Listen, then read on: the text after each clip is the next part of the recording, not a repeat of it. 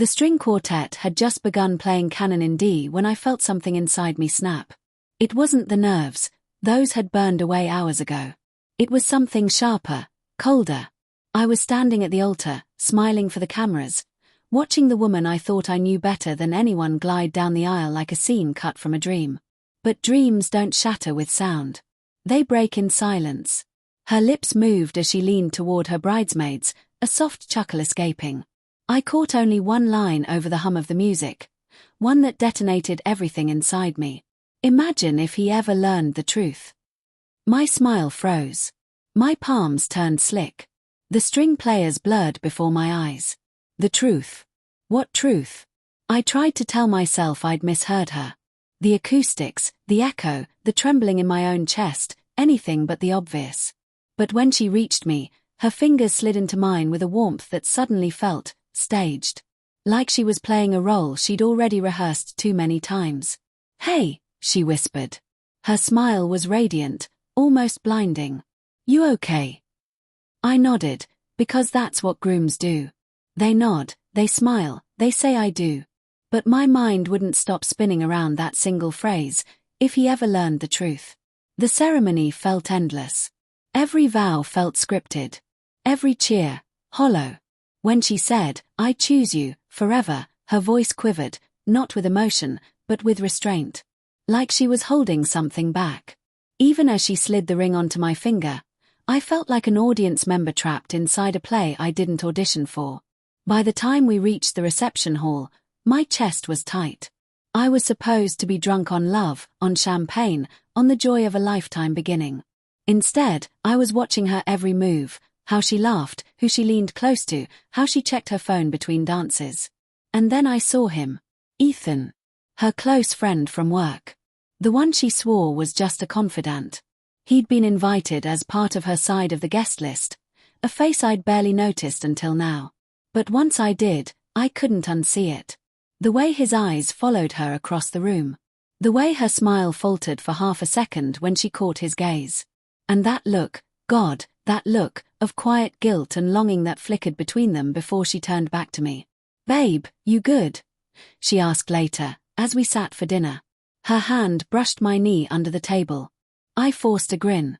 "Yeah, just tired. It's been a long day." She nodded, pressing a soft kiss to my cheek. "You've been amazing. I love you."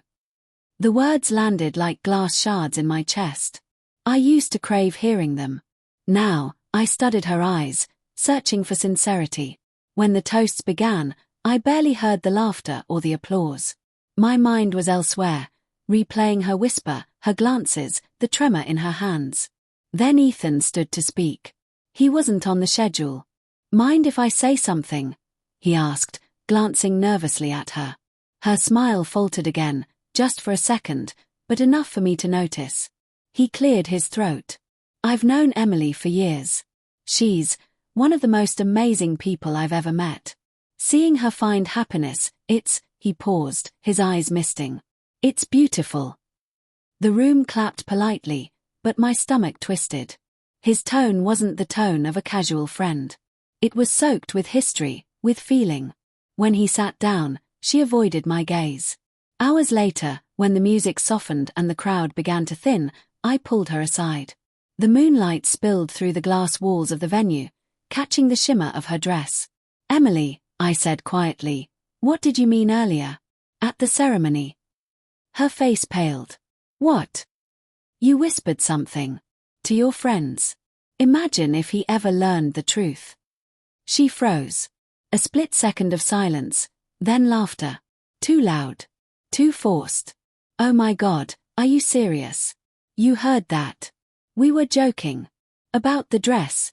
About how I kept it hidden from you until today." Her explanation came too fast. "Rehearsed." "Right," I said. "The dress." She nodded eagerly, reaching for my hand. "Baby, don't look at me like that. It's our wedding day. Please." I wanted to believe her. I wanted to bury the doubt under the champagne haze and her perfume and the glittering illusion of forever. But something inside me, the part that knew her voice, her pauses, her nervous ticks, whispered that she was lying. Later that night, As we drove to the hotel, she fell asleep in the passenger seat. Her head leaned against the window, the moonlight outlining her face in silver. Her phone buzzed in her lap. Ethan.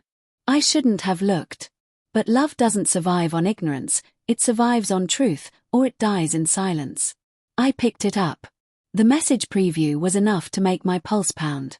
Ethan. Does he know? I can't stop thinking about that night. Please tell me he doesn't know. I almost slammed the car into a tree. My hands trembled. I stared at her, sleeping peacefully beside me, the faint smile on her lips twisting into something cruel in my mind. That night. What night? I didn't open the message thread. I didn't need to. The dots connected themselves. At the hotel, she stirred when I parked. We're here. I forced a smile. Yeah. Inside, she slipped into the bathroom to change. I sat on the edge of the bed, my heart hammering. I could walk out. Confront her. Scream. But something held me there, something pathetic and human. Love, maybe. Or the ghost of it. When she came out, dressed in white silk, I looked at her like a stranger. She noticed the distance immediately. What's wrong? I lifted her phone from the nightstand and placed it in her hand. Read it. Her face drained of color. Where did you? Read it, Emily. She hesitated, then unlocked it.